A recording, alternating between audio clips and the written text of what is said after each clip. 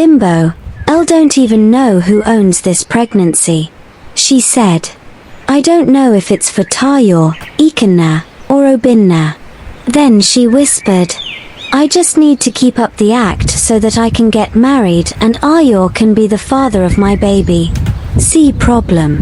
Come and hear gist.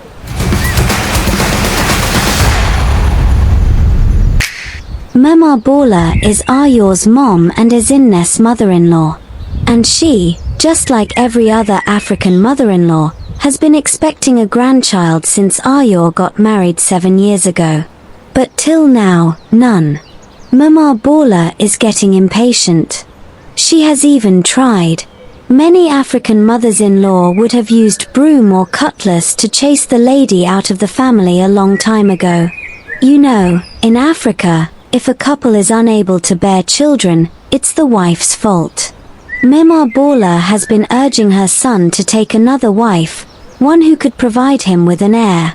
Ayo doesn't want to listen, claiming, I love my wife. I will never cheat on her. He thinks his mom, Mama Bola, is ready for that conversation and argument. He doesn't know that the old woman has other plans. The smart woman invited Ayo to the family home under the guise of an important gathering. Greeting him warmly, she offered him a drink secretly laced with a potent concoction meant to dull his senses. Ayo drank and began to feel a wave of unusual drowsiness and disorientation. He thinks his mother is playing with him, someone that wants a grandchild so desperately. As Ayo retired to his room to rest, Mama Bola sent a young woman named Bukky into his room, instructing her to seduce him and ensure she became pregnant. Bukky, too, has her own plans. Someone that seriously wants to marry. She quickly agreed. She went in to Ayo and tried her best to have sex with him. Weeks later, Bukky announced that she was pregnant. Mama Bola, elated at the news, told Bukky to gather her things, so they can go to Ayo's house. They were set on their mission to unleash havoc and hell at Ezinne's home and chase her out of the house. Do you want to know what happened next? I'm sure we all do. But before we continue, please take some seconds to subscribe and turn on the notification bell, so you won't miss any of our stories. It also helps the channel to grow and encourages us give you more stories. Thank you so much. Have you subscribed? Good. Now, let's see what those two did when they got to Ezinne's house. Back to the story. Mama Bola dragged Bukky to Ayo's home, confident that her scheme had succeeded. She doesn't know that the young lady has more of that deceitful sense. Ezinne, the poor girl that they want to chase out, was tending to the garden when she saw them approaching. Mama, welcome, Ezinne greeted, her voice warm but wary. Who is this with you? Mama Bola barely glanced at Ezinne. This is Bukky, she said curtly. Ezinne, puzzled but polite, pressed on. What brings you here today, Mama? And who is she? Mama Bola's lips curled into a sarcastic smile. Oh, Ezinne, always so full of questions. If only you were as full of children. Ezinne's heart ached at the barb, but she kept her composure. Please, come inside and rest. Ayo will be home soon. There was serious tension. Because normally, as an African wife unable to conceive, and you see your mother-in-law coming to your home with a pregnant lady, no one needs to tell you what's up. So they just waited for Ayo to return. When he did, his confusion quickly turned to shock as his mom, Mama Bola, announced, Ayo, this is Bukky.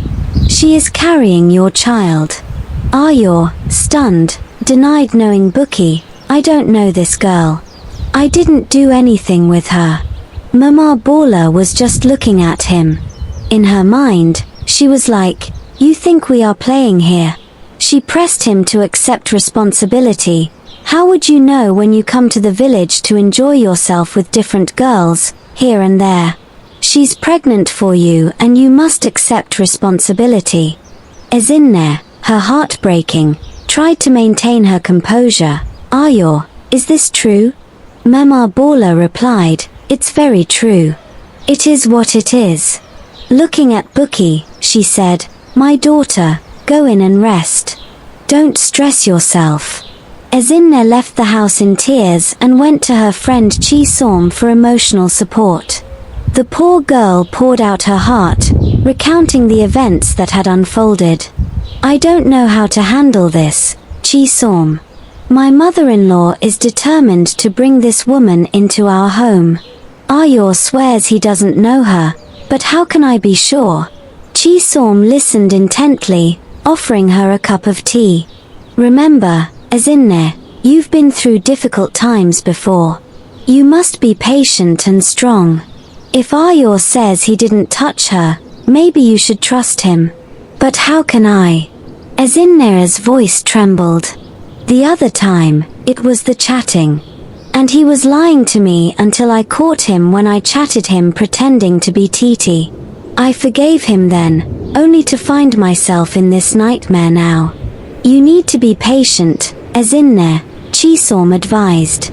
If Ayo is telling the truth, it will come out. You must stay strong. Ezinne returned home, determined to believe in her husband. But as usual, Mama Bola and Bukky were determined to chase her out of the house by making the house hell on earth for her. It was too much. The torment was really too much for her. One morning, she couldn't take it anymore. The cup was full. It's even overflowing. She packed her things and went out to get a bike that would take her to the junction. She had made up her mind and was ready to leave for good. Every other person was out too. Bukky was the only one at home. Bukky was talking to her sister on the phone, and she put the call on speaker, believing that she was alone at home, not knowing that Ezinne had come back. On hearing her talking to someone on the phone, Ezinne quietly came close so she could hear. Ezinne was now able to hear Bukky loud and clear. The sharp girl quickly brought out her phone and started recording what Bukky was saying. Bimbo, Elle don't even know who owns this pregnancy. Bukky said. I don't know if it's for Tayo, Ikenna, or Obinna. Bukky whispered. Mama Bola is convinced I'm carrying Ayo's child. I just need to keep up the act so that I can get married and Ayo can be the father of my baby. Wow. Ezinne's eyes opened. She looked up, looked down, like, what? So my husband is telling the truth. It's all right. Husband snatcher, God has exposed you today. She quietly left the house again. When they all came back, she showed Ayo the recording. The idiot that they wanted to generously replace his wife with a prostitute was shocked as he listened to the recording. His face hardened with resolve. We need to confront her in front of Mama and expose the truth. That evening, the family gathered in the living room. Mama Bola sat expectantly, Bukky by her side. Ezinne, now walking like the madam of the house once again with pride, felt a surge of strength as she stood beside Ayo. Mama, we need to talk, Ayo began. There's something you need to hear. Ezinne played the recording, the room filling with Bukky's deceitful words. Mama Bola's face turned from confusion to horror. Bukky, is this true? She demanded. Caught off guard, Bukky began to stammer. I can explain. Mama Bola was having none of it. You lied to me.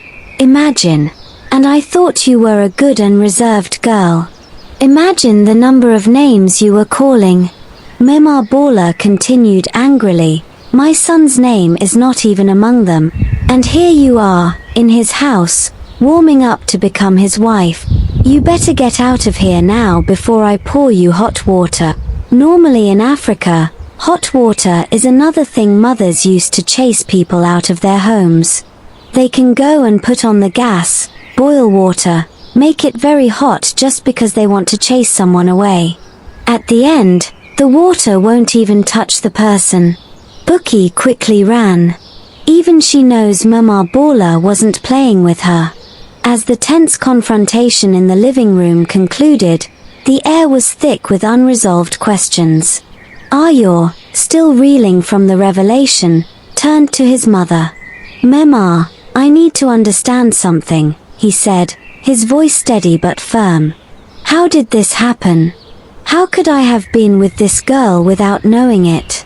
Mama Bola, her face pale with shame, took a deep breath. She confessed to Ayo and Ezinne what she did. Ayo's eyes widened in shock. "You did what?" "I thought it was the only way," Mama Bola continued, her voice breaking. Ezinne, standing beside Ayo, felt a surge of anger and betrayal.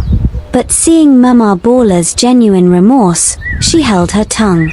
Of course, she had to. As an African wife, you can't dare shout at your mother-in-law. Unless you are ready to pack your load. Ayo shook his head, disbelief and anger warring on his face. "Mama, how could you? You put everything at risk. You put my marriage, our trust, all in jeopardy for a lie." Mama Bola looking sad and remorseful. "I'm so sorry, my son. I thought I was doing it for the family. I see now how wrong I was." Ezinne stepped forward, her voice gentle but firm. "Mama, what's done is done. But this family cannot be built on deceit. We need to move forward from this." Ayo took a deep breath, placing a hand on his mother's shoulder. "It's okay, Mama.